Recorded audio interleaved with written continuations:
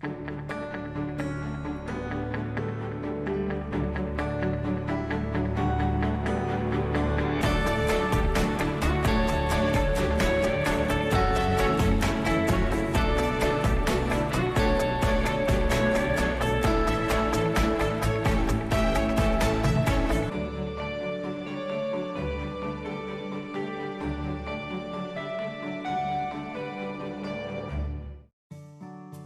there moments in your life when the music stops and life challenges take over?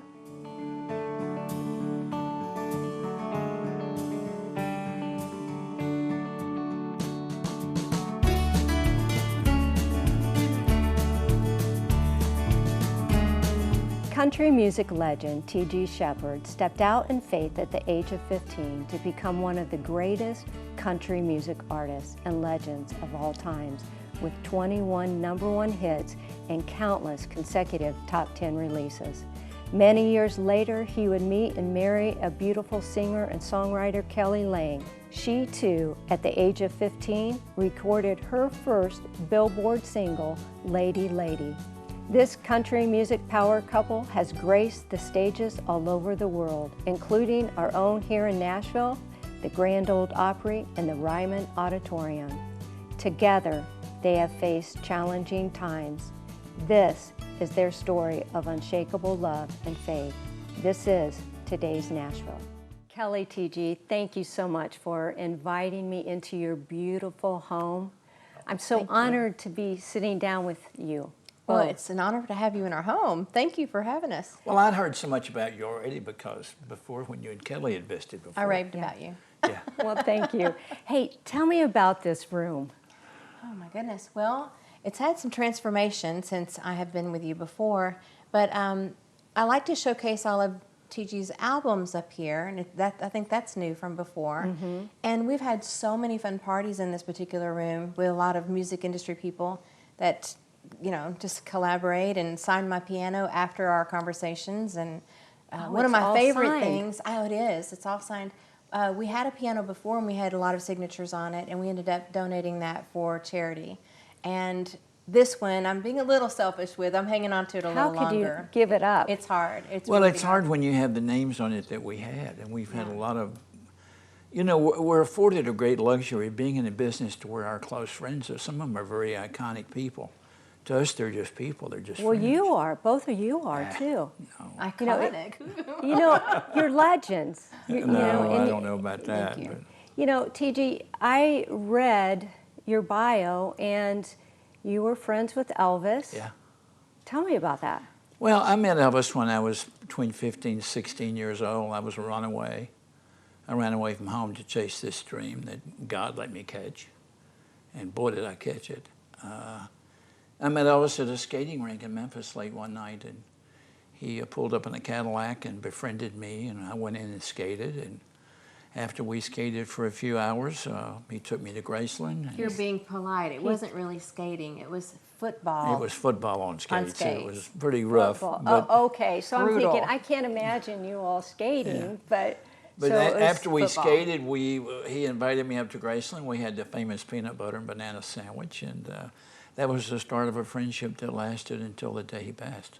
Did he know that you wanted to get into the country music at that time? Not until later. You know, after we'd been together a while, he knew that I was a struggling performer and wanted to do something in music, and he really helped me a lot. He gave me great advice, and he gave me also my first tour bus, which people kept saying, well, did Elvis ever give you a Cadillac? No, he gave me something that was worth several Cadillacs. It was a bus, a tour bus. Isn't that cool? The bus was great, Terry, but really and truly, what he gave me was the gift of confidence. By giving me the gift of the bus, it gave me confidence to work harder and not let him down. If he believed in me enough to do that, I couldn't let him down. I had to work hard and make it, so it pushed me. It really did. The greatest advice he ever gave me was, if you ever forget where you came from, you're never going to get where you want to go.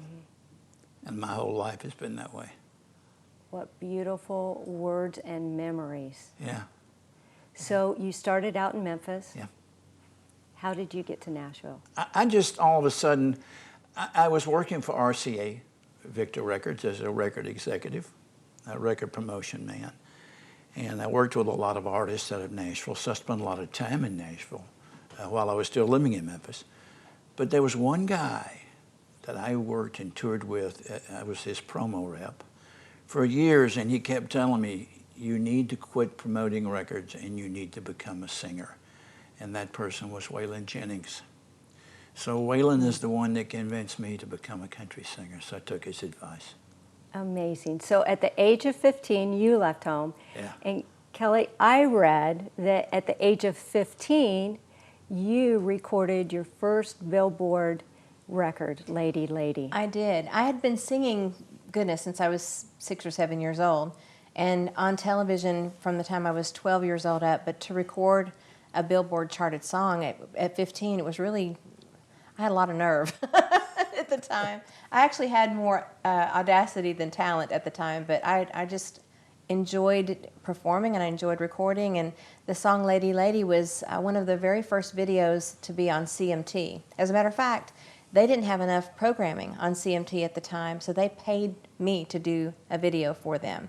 So if anybody out there has a copy of that, I'd love to have that back, but it was a real thrill for me to be in high school and traveling on weekends and, you know, trying to juggle the two. No, but it was, were you it was already cool. in Nashville? I was. We moved from Oklahoma City to Hendersonville, Tennessee when I was like 7. My dad was Conway Twitty's road manager. And so we moved his whole organization over here. And I just kind of threw myself into the music as soon as I got here. I figured, hey, in Music City, why not, you know? So 15, at having a chart, it allowed me to do things like Nashville Network, and it actually got me onto Star Search and with Ed McMahon. So it was a great little run for a young girl like that. So age 15. Magic number. Magic number. Isn't that amazing? Yeah. And God brought you together. How did that happen? It's funny, we don't remember actually where we met, but he was an opening act for Conway Twitty, Yeah. and I was always around at the time.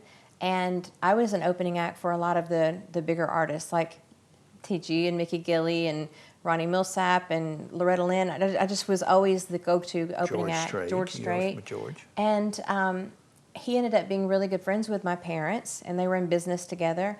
And I never looked at him like a romantic. I just had great admiration for his work ability, and he's just kind. You know, he's just a really lovely person, and I thought of him as being fun, you know, but never like that until many more years later. And a funny story, although we have a picture of us when I was like 14 opening up for a show, Jamboree in the Hills. Jamboree in the Hills, yeah. It was your birthday. Wheeling, West Virginia.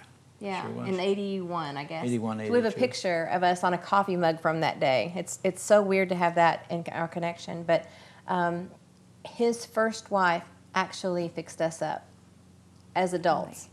And I ran into her at a party, and I had, you know, gone through a divorce maybe 6 or 7 months prior to that. And she had told him she ran into me and that I was single now, and she enticed you to give me a call. And I did. And he did. It's been together ever since. So T.G., when did you know that Kelly was it?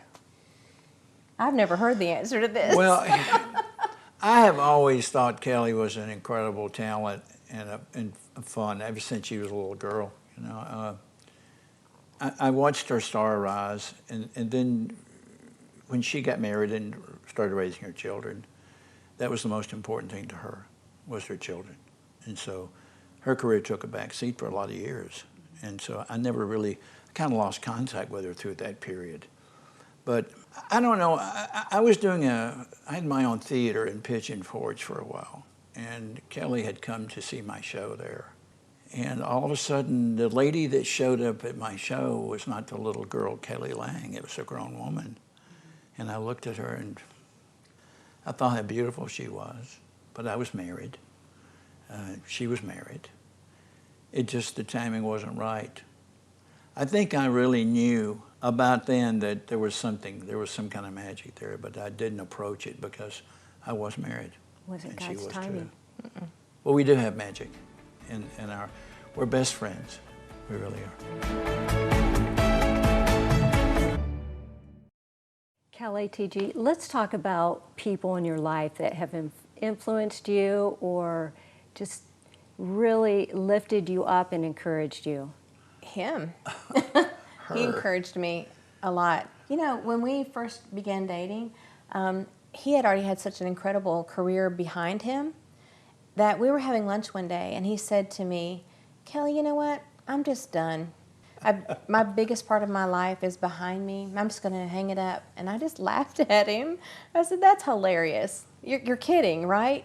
Because I know that he had a lot left in him. Of course, probably not the same type of excitement or filling of stadiums, but within the next week or so, Willie Nelson, who is his greatest, he loves Willie, encouraged him to go in the studio, and they did a duet together, and then he did this huge duet album, and it got him sparked again to go again, and it was fun to see him get back in the studio and record. You know, TG, you've had an amazing career, and you still do, and it's like you've performed on stages around the world.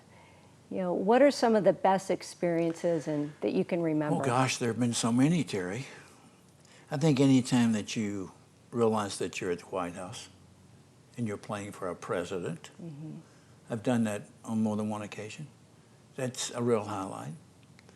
I have, gosh, there's so many. I always dreamed of headlining in Las Vegas. You know, that's every performer's dream, because when you hit there, you've finally made something to see your name in lights on the Strip. You know, and I was able to see that at the Desert Inn for many years. That's when Howard Hughes was living in the top of the building. Never saw him, but that was another highlight, Vegas. But Singing with me. well, singing with Kelly's always I saw special, a duet with you two the other night. I was Really? watching on YouTube, and it was beautiful. You're so sweet. It was Thank a you. beautiful duet together, and you could just see how much you loved each other. Let's talk a little bit about your faith and some of the challenges and trials that you've both gone through. How long do We've you talked have? about that. Let's talk about it. Well, before we got married, we dated for 7 years, and I tease because I feel like we've been through more during that 7 years of dating than most people do when they're married. Yeah. I mean, we went through my health issue. I had a breast cancer scare in 2004, 2005. Right after that, he had a financial disaster that just happened, and we look at that time now, and we're like, how on earth did we make it through that? It had to be our faith. It had to be. And God. it was so God. We watched him just take care of every concern that we had. And we really honed in on our trust and faith in one another, because I would be like, TG, you know, I'm obviously eating dollar cheeseburgers. I'm here because I love you, not because I'm getting, you know, a financial reward from being here. And I think you needed that too. You needed to know that this was the real deal. Well, there's always struggles in your life, you know, and I think when you lose everything, it really makes you realize what's important in life. It prioritizes everything. So But we're grateful for that I time. am grateful. I'm grateful to have gone broke 25 years ago and come back stronger than ever because of my faith. See, a lot of people don't know about that. No. Most people don't. No, they don't. But I'm open about it because it's okay. And it helps people know that they're not alone. Yeah. You know, and people, you know, you might look bright and shiny on the outside, but there's real struggles and there's real things that you go through no matter what career you're in. But if you do not have God in your life or any type of a concrete substance of relationship with Him to get you through, I don't know how we would have done it. Well, I really don't. With my breast cancer diagnosis, I just never questioned that God was there. I never wavered. It was just always, it showed up even brighter in me because that was the only source of comfort that I had. And I think it was a good well, it was experience for me. both of us, actually. Really and truly, I tell people all the time that God lives in our house because we are huge prayers. I mean, we pray every day of our life, every night of our life. I just don't know how some people get through life without God. I really don't. I don't either. And if I run into somebody who's not a believer, I really try hard to make them understand that their life can be altered forever if they will just believe. And you're a testimony to it with your struggles. And I know he was there when you were going through your breast cancer. I remember you sharing with me that he was there the entire time. I'm in the process of writing a book, and it's called I'm Not Going Anywhere, and it's the title of a song that I wrote many years ago. It's playing in a hospital commercial now, all these years later. I've heard it. It's a beautiful song. Thank you. And the biggest part of the story is our love story and how he did say my same words back to me, I'm not going anywhere. And just to know that he could have left. Most men go, whoa, this is my way out. This is my way to leave. And I really love that how committed he was to me during that time. And you know, it's not the full reason I'm with him, but it's a huge reason. He was so dedicated and so loving to me, even in a dating relationship that we were in.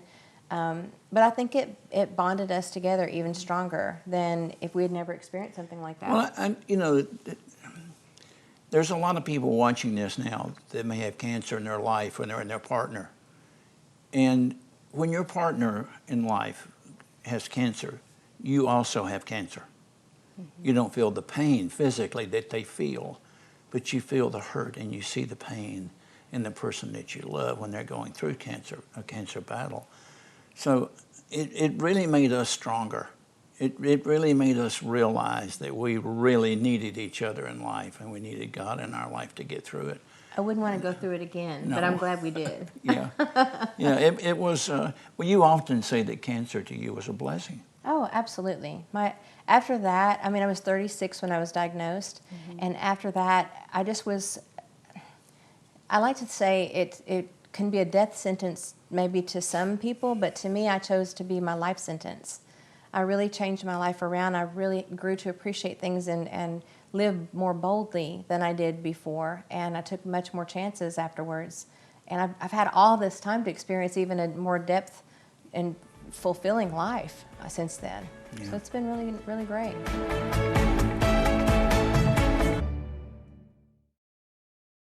Kelly, introduce this beautiful new little addition to your home. This is Coco Chanel Sheppard, and we live with her. She does not live with us. Yeah, she's a Bernie Doodle. That's the truth. Aren't they God's gift? Oh gosh, they so really wonderful. are. She filled this house up with a lot of love recently. She's a lot of love, and we can learn so much from our fur babies. Yes. Yes. Yes. I'm learning potty training things at this point. No, but she's been a sweetheart. You know, we were talking earlier about your faith and the challenges and trials that you went through with your cancer and your financial difficulties. What would you say to somebody that's listening now with everything that you've all gone through? The only thing we can count on in life is change. And if you're having a bad day today, just hang on. This too shall pass. This will pass, and you'll have a better day. And when those better days come, enjoy those too, because there'll be other days that may be down days for you. So enjoy the good days too. I think it's just believe that everything in life is temporary. So just hang on, because things will change. Don't give up hope. It is temporary. This is not our home. No, it's not our home. I say that all the time. Yeah. This isn't our permanent home. What about the change in the music industry? Oh gosh, you can cut better records nowadays than you used to because of technology. I love that part. There's not a camaraderie that we used to have anymore. I mean, I still have a lot of great friends, both of us do, Kelly and I do in the business, who are entertainers. But everybody's too busy nowadays of making their own mark, and I think social media has played a big role in separating a lot of us. People are busy now focusing on their own careers because they have pathways to go down with Facebook and Twitter and Instagram and YouTube and all those things.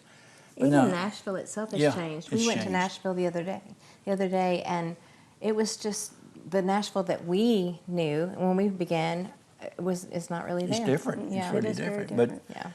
But I mean, the industry is something that it can hurt you if you're not careful. You've got. I've always been a dreamer. I've dreamed of doing what I'm doing now. You gotta have tough skin. And you have to have tough skin in this Well, what business. would you say to somebody that wants to, you know, who's 15 and decides they want to break Run. into? Run like the wind. Well, for me, it's what I just basically said on your other question. Is just don't give up hope. And I bump into people on the road all the time who walk up to me and go, you know, I really dreamed of doing this or doing that, but it passed me. I'm a certain age now, it passed me. I'm here to tell you that it's not how old you are in life. The most important thing in life is this, that no matter how old you are, and if you think your dream has passed you, it hasn't. And always remember that it's never too late to be who you might have been. Great statement. You just have to keep believing. It's never too late, so don't give up on the dream. You might not catch all of the dream, but you'll catch enough of it to satisfy you, I promise. Well, you know, God has a plan for all of us. It might not be our plan, but it'll be His plan. I've learned that anything that I've created in the past, like a song or something that I might have painted even 15, 16 years before, eventually comes back around and it comes to fruition when I wasn't expecting it to. But nothing is created in vain. Like keep creating, keep writing, keep doing your shows, you know, because you never know where things are going to end up, not necessarily when you thought they were going to. So that's been a really fun thing for me, great surprise for me this year. Well, where is God taking you both? Who knows? You are always busy. You're always on the road. We are. And I love being busy, but truthfully, I've enjoyed the time that we have had at home and organizing our careers again. We got an opportunity to go through and organizing our garage. I got to see things of his career that we didn't have out in public before, and it was neat to relive that. But as far as our future goes, we're in the middle of recording projects, new CDs. TV, charity work, helping other people. I think where I want to go with my life and my career at this point forward is to be a vessel for people and lift people up in any way I can. We constantly look for those people who need lifting up to brighten their day or their life or their career. So with me, it's I just want to be able to lift people up and make a difference in people's lives. You know, I heard about what you did for Buddy Hyatt. Oh, we love Buddy. We love Yeah, Buddy. you know, he has an incredible story, and He's so talented. And he was talking about what you're doing for him and how you just embraced him, encouraged him. And I think, too, with your music, you know, it just encourages so many people. So, you know, are you going back on the road, or? Well, we are. We're on the road. I'm on the road every week now. Hopefully that will hold. I really and truly feel that COVID, in a lot of ways, gave a lot of people time to reflect on their lives. And it came quickly, and it made a lot of changes in our lives. And I have said this about COVID the last few months, that I think it was God's way of pushing a reset button to say, hey, look, the world's gotten a little too crazy here. I'm going to push this button, and I'm going to simplify things a little bit and make you all stop to think and appreciate the life I've given you. And I think that's what COVID did for me. But we just hope to continue doing what we love to do and along the way make a difference. Back up on the stage and see people singing to your songs again. Oh, yeah, that's incredible. And I it's love that. what you might have taken for granted before, you certainly don't now. You don't now. Well, a lot of people are wanting to hear you and see you back on the Grand Old Opry. He was on this last week. Yeah, I was on last week. Yeah. I love doing the Opry. It's when you stand in that circle, that so many people before you has stood, you realize that you are finally living the dream when you Does can it stand ever in that get circle. old? Never. Oh, no. And I'm always nervous every time I do the he was a Opry. nervous wreck. It was hilarious. I've done it hundreds of times, but every time I get ready to walk out, I get a little bit nervous. It's magic. Well, Kelly, TG, thank you so much for sharing your life, opening your home, and Thank you. and your faith with. I'm sure you're going to be touching so many other people's I hope lives. we can. Thank you, Terry. Is your life going through a trial or a change. Like TG said, hang tight, have hope, and take the hand of Jesus so that you can share your faith with others that will give Him honor and glory. This is today's Nashville. I'll see you next time.